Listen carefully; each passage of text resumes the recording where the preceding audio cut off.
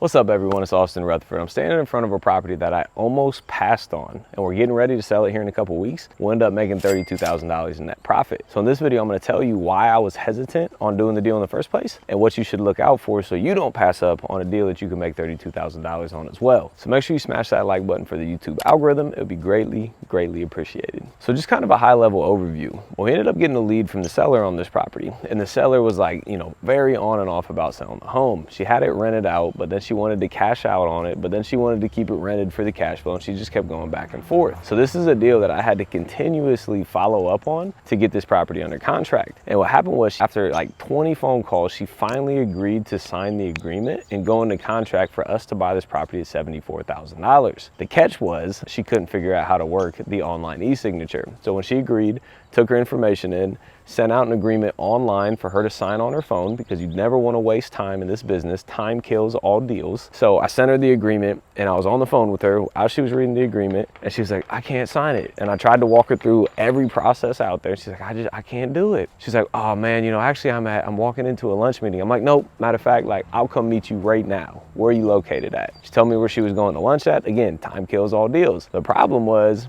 I was in a different state. I was in Florida, kicking back on the beach, relaxing a little bit. So I was like, man, I gotta go meet this lady in Ohio and I'm in Florida. Guess what? Boom. Called one of my people. I was like, yo, bro, like I need you to pull up on this lady like right now. I was like, I just emailed you the contract. Go to FedEx, get it printed, go meet her at this address. He ended up going to meet her at the address, got the property signed and under contract, and he called me on his way out. He's like, hey man, like I got it. We're locked in. It was a great deal. And but funny story, like she thought I was like a young, good looking black man. I was like, oh gosh. But very funny. But long story short, do whatever needs done to get the deal done. If I'd have just been like, okay, call me back. Somebody else could have called her. She could have changed her mind, whatever it was. She may have not done the deal in the first place. So time kills all deals, do the deals. Let's take a look at the inside, look at it. And in the basement, I'm gonna show you another reason why I almost didn't buy this property as well. So come on inside. So as far as the rehab itself, it wasn't a bad rehab at all. The problem was in the basement, and I'll get to that in just a second. But in here, as you can see, we just painted the walls. We put in new LVT flooring, which is relatively inexpensive. Here in the bedroom, same thing, it was just paint and LVT. Super simple rehab. Windows were already vinyl, so that wasn't a problem. And then if we go around the corner here into the bathroom, again, very easy rehab. We did tile surround on the shower. People love the tile surround, so make it look good, make it look fancy. LVT flooring, new bathtub, new toilet, new vanity, and the bathroom, again, looks like a really nice house. This isn't a $500,000 house. If this was a $500,000 house, we probably would have had to do things a little bit nicer, but this is like in the hundreds, $100,000 to $200,000 house, so we didn't have to go completely overboard on the bathroom renovation. But as we come in here to the kitchen, again, we had to make it nice enough. So if you look at the kitchen, we got the new stainless steel appliances, we got the soft close cabinets, we got the granite countertops on the counters. Not a lot of countertop space, but again, this is a house that's in the budget of $100,000 to $200,000. So you didn't have to go bananas to get that type of numbers back. Now, if we look out here, I don't know if you can see it, but we got a garage, which is nice. So we got a one car garage out back. Again, overall, the house is really nice. So let's take a look upstairs and downstairs. So to make the basement look good, we always paint the walls and the floors. It just always makes the place look a little bit better. And then when we spray the black on the ceiling, it kind of looks like a finished basement without it actually being a finished basement. But the reason that I almost didn't buy this property, so we got the property in contract, and then I had my team go out to inspect the property. And if you turn around right here, you can see my reasoning why I was hesitant. You see these cracks on these walls?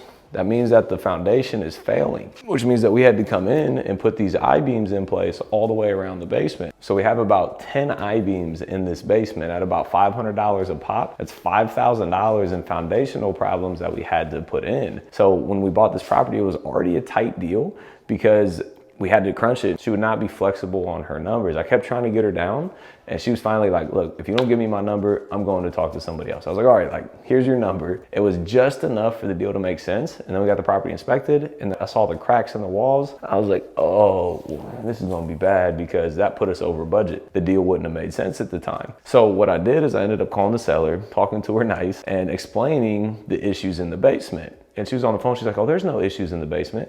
So I texted her pictures of the cracks in the walls. I was like, hey, like, as you can see, there's cracks in the walls. Like, this isn't me making things up. Like, here's proof. And she's like, oh, okay, you know, I didn't really understand that, because she hadn't been in the property for years prior to us buying the house. So I was like, look, we still want to do the deal. We definitely want to do it. But, you know, we need to work a little bit on the numbers. Well, I'm not working on the numbers. I was like, I understand that, man. But like, anybody who comes in to look at this property is going to see the same basement foundation problems that we saw, and it's going to cost money to fix it. I'm not asking you to drop $20,000. I'm only asking you to work with us a little bit. She's like, well, what's a little bit? And then we negotiated back and forth. We ended up meeting in the middle. We got a price reduction to at least cover the foundation problems, the money that we would have to spend. So we ended up buying this property for $74,000. Don't walk away from a deal too soon before you at least go back and try and get a price reduction. So most houses that are built like this are only 2 bedrooms. So when we were looking at this, when I was on the phone with the seller, the county auditor had this as a 2-bedroom house. She was like, no, it's 3 bedrooms. I promise it's 3 bedrooms, but it only said 2. So again, we put it in contract, hoping that there was actually a 3rd bedroom. And then we got here, there was 1 bedroom downstairs, which we already saw.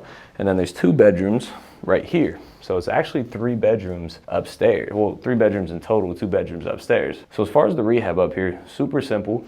Put in carpet, we painted the walls, the doors, and the trim.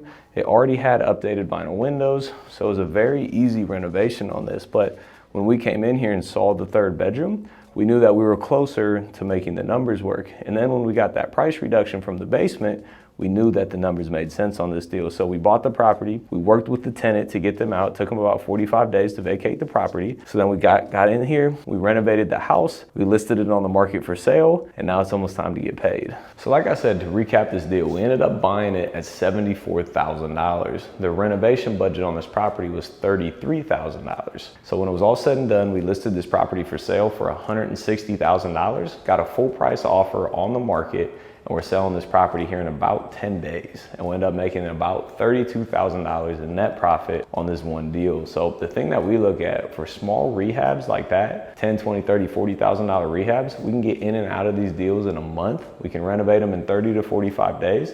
List them on the market and sell them and make $30,000, $40,000 on a $30,000 rehab. It's a phenomenal deal. And again, we would do this deal every single time. So a couple takeaways from this deal though. When you get a lead, don't call it one time. Call it continuously. The fortune is in the follow-up. I say it all the time, but you have to call people to close it. Number 2, do whatever is necessary. If they don't want to sell you the property, that's cool. Like, go meet them in person. If they're trying to delay things, go meet them in person. Get the deal done. Number 3, work with tenants. You know, if there's a tenant in the property, working with them to get them out of the property to be able to still make money, it's not the end of the world. So work with tenants. And number 4, make sure you budget appropriately for the renovation and make sure you get the property inspected in case there is foundation problems. So then you have that budget, that money for that foundation problem within your budget. So you're not surprised after you purchase the property. So run your numbers correctly, do whatever it takes, guys. I promise you, this is not rocket science. You can go out there and do the same exact thing, but it starts with marketing. So make sure you smash that like button for the YouTube algorithm,